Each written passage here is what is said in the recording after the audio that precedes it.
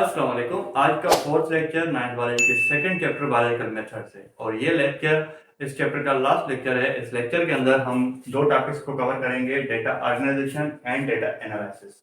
Data organisation से पहले हमें समझना चाहिए कि डेटा क्या होती है।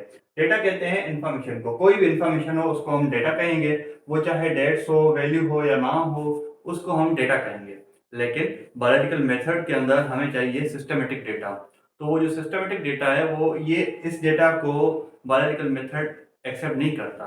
उसके लिए वो डेटा जो ऑब्जर्वेशन और एक्सपेरिमेंट से मिले उस डेटा को हम सिस्टमेटिक डेटा कहेंगे। और डेटा ऑर्गेनाइजेशन के अंदर हमें वही सिस्टमेटिक डेटा चाहिए जो ऑब्जर्वेशन और एक्सपेरिमेंट से ली गई हो। तो जो डेटा है वो लेने के बाद हम डेटा को ऑर्गेनाइज करते हैं। ठीक है, ऑर्गेनाइज कैसे करते हैं? जो हमने ऑब्जर्वेशन करने के बाद हाइपोथेसिस में जाने से पहले हम डेटा को कलेक्ट करते हैं। डेटा जो कलेक्ट करते हैं वो थ्रू सम मेथड्स करते हैं। कुछ मेथड्स होते हैं, उनको यूज करके हम डेटा को कलेक्ट करते हैं।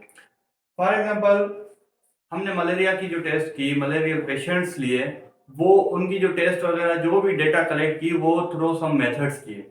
हम मेथड्स क्यों यूज करते हैं? For better data quality. ये क्यों होता है? फॉर एग्जांपल, जो साइंटिस्ट होते हैं आपकी डेटा देख के आप पे क्वेश्चनिंग करते हैं, आपकी डेटा पे क्वेश्चनिंग करते हैं कि ये जो डेटा है ये एक्यूरेट है या नहीं है। तो अगर आपने मेथड्स यूज किए होंगे तो आप उनको आंसर करोगे कि ये जो डेटा है ये मैं फिला जो मेथड है इसके थ्रू मैंने ये डेटा ली है। तो वो जो डेटा है आपकी वो डेटा एक्यूरेट होगी। अब डेटा हो गई, अब डेटा को हमने ऑर्गेनाइज करना है। तो साइंटिस्ट क्या करते हैं? Through charts, tables, graph, flow charts, maps के थ्रू जो है उस डेटा को ऑर्गेनाइज करते हैं। ऑर्गेनाइज करने का क्या मकसद होता है कि ये जो कोई भी डेटा होती है उसको ऑर्गेनाइज इसलिए किया जाता है कि जो साइंटिस्ट हैं या जिनको एक्सप्लेन करना है वो इजीली तरह से समझ जाए। आपके बुक्स के अंदर बहुत सारे ऐसे फ्लो चार्ट्स मौजूद होंगे जो कि आपको बेटर एक्सप्लेनेशन के लिए बनाए जाते हैं। तो ये थी डेटा ऑर्गेनाइजेशन। उसके बाद आता है डेटा एनालिसिस। हमारे पास डेटा थी, अब उसको हम डेटा को एनालाइज करेंगे। तो डेटा एनालाइज करने के लिए हमारे पास एक टेक्निक मौजूद होती है जिसको हम कहते हैं स्टेटिस्टिकल टेक्निक्स। इस स्टेटिस्टिकल टेक्निक्स को यूज करके हम डेटा को एनालाइज करते हैं। तो वो जो टेक्निक्स है वो हमारे पास दो हैं, एक है रेशो एंड सेकंड है प्रोपोर्शन। तो पहले रेशो को पढ़ लेते हैं। It shows relationship between two numbers in the form of quotient. हम कोई भी दो नंबर्स होंगे, दो वैल्यूज होंगी, उनका आपस में जो रिलेशन शो करवाता है उसको हम रेशो कहते हैं। और किसकी हेल्प से? किसकी फॉर्म में? क्वोशिएंट की फॉर्म में। अब क्वोशिएंट क्या है? क्वोशिएंट एक साइन होता है। फॉर एग्जांपल, ये जो है जिसको हम कॉलन कहते हैं और ये दो जो साइन है ये डिवीजन के साइन है। आपके पास मैथमेटिकल में वैल्यूज आती हैं। फॉर एग्जांपल, मैं यहाँ पे लिख लेता हूँ ए। ये जो एक बीच में आ रहा है इसको हम क्वोशिएंट बोलते हैं और ये एक रिलेशनशिप शो करवा रहा है ए और बी के बीच में, तो इसको हम रेशो कह सकते हैं। दूसरा, ए अपॉन बी या ए डिवाइड बाय बी। तो इन फॉर्म्स में हम रेशो को सिंप्लीफाई कर सकते हैं। हमारे पास एक एग्जांपल है। फॉर एग्जांपल, हमारे पास मलेरियल पेशेंट भी है, हमारे पास हेल्दी पर्सन भी हैं। मलेरियल पेशेंट्स हमारे पास 50 हैं और हेल्दी पर्सन्स हमारे पास 150 हैं। तो कहते हैं कि इनका जो है हमें रेशो मालूम करके दिखाओ। तो रेशो मालूम करने के लिए इजी मेथड ये है, हम मैथमेटिक्स का यूज करेंगे। यहाँ पे भी जीरो गया, यहाँ पे भी जीरो गया, यहाँ पे आएगा 1 और यहाँ पे 5 का 15 पे लगेगा कितनी बार? 3 दफा। तो ये जो है रेशो एक बनेगा, एक वैल्यू बनेगी 1:3।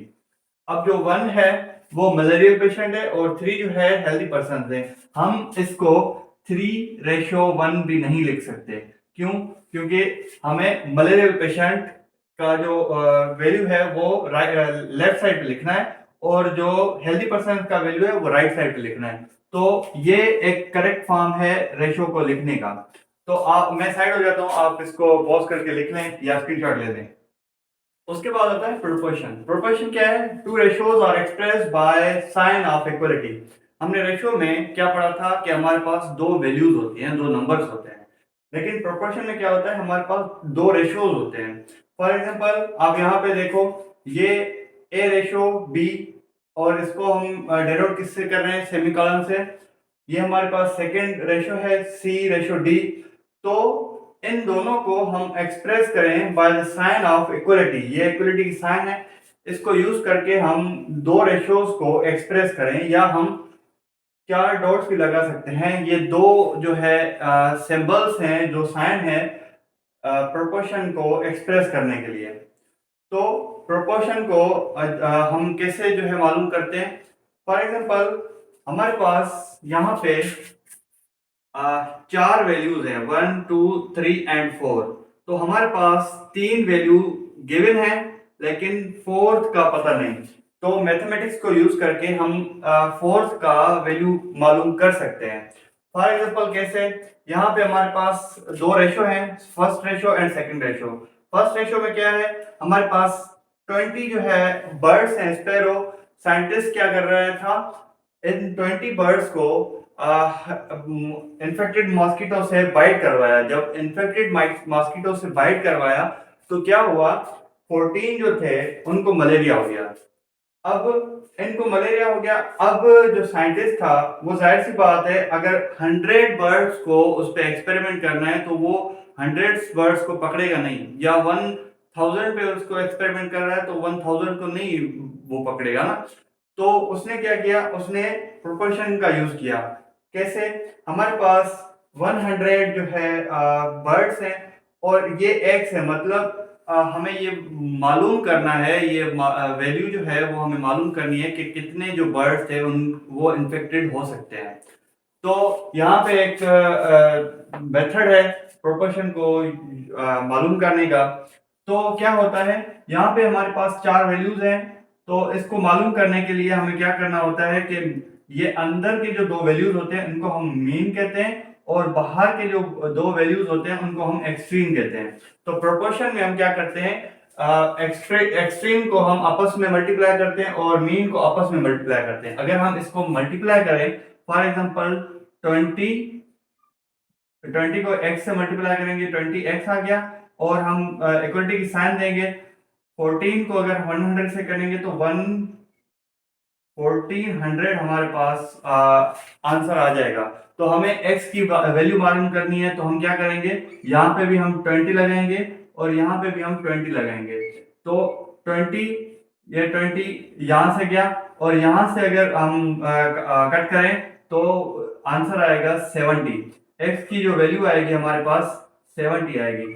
तो मतलब ये प्रोपोर्शन का एक मेथड था जिसकी मदद से हमने ये मालूम किया कि अगर हमारे पास 100 बर्ड्स हो, स्पैरोज हो, उनको अगर हम बाइट करवाएं तो कितनों को मलेरिया हो सकता है।